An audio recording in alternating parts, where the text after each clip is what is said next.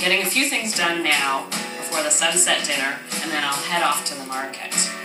I'm making goat cheese gnocchi with a pepper sauce. The clean flavors of the pepper and the fluffy goat cheese gnocchi.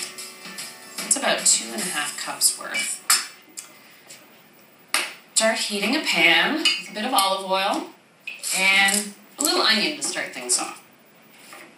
And of course, I find red peppers have a brightness to them that have that sunset tone. So everything this evening is about the sunset. Just cook those down for a few minutes, just to soften up. I don't want them to take on any color. I'll add the peppers.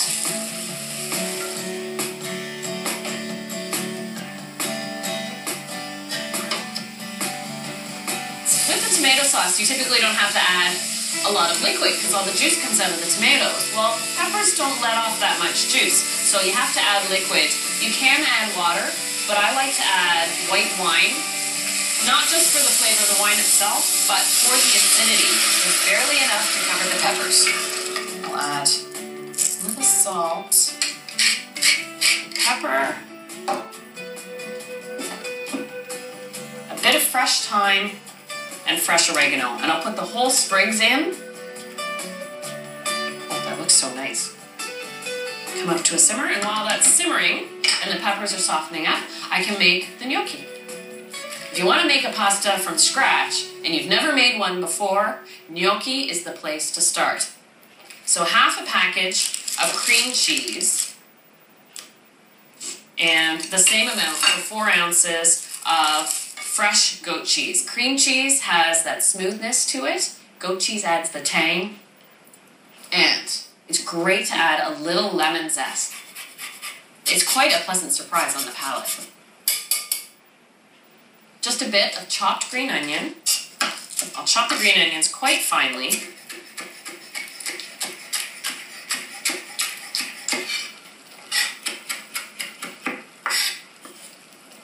There we go, green onion. And for a little more color, some chopped parsley. Use the Italian flat leaf parsley. It's easy to chop finely. It's got a nice clean taste to it. There we go. Stir that in. Those peppers are coming along nicely.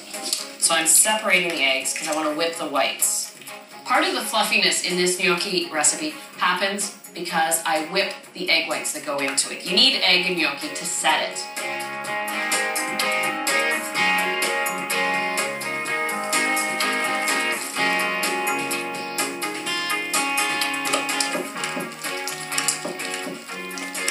Okay, so I'm going to set this aside. Before I add the flour, I'll whip my egg whites.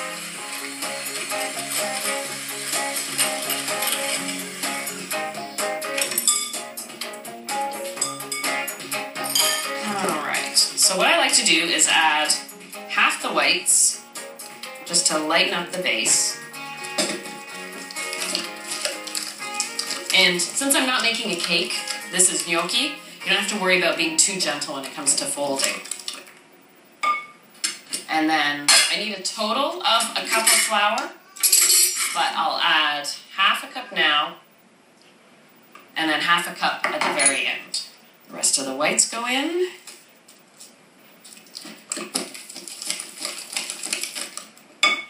And the last half cup of flour.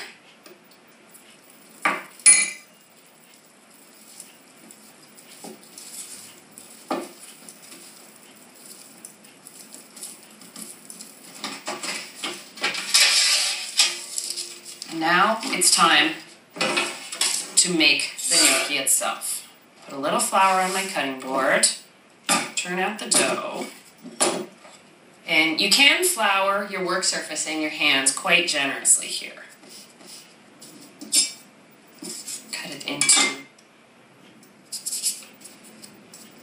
2 pieces, and then just roll it out.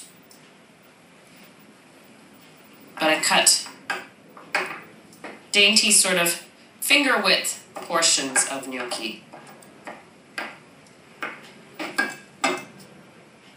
And then I'll I'll just keep them separated on the tray.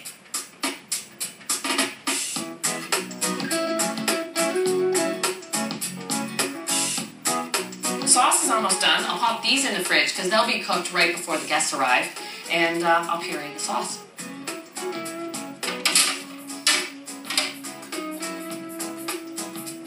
Once again, I like to use my blender because it really liquefies the sauce. Pour the peppers with the wine and the onions in there.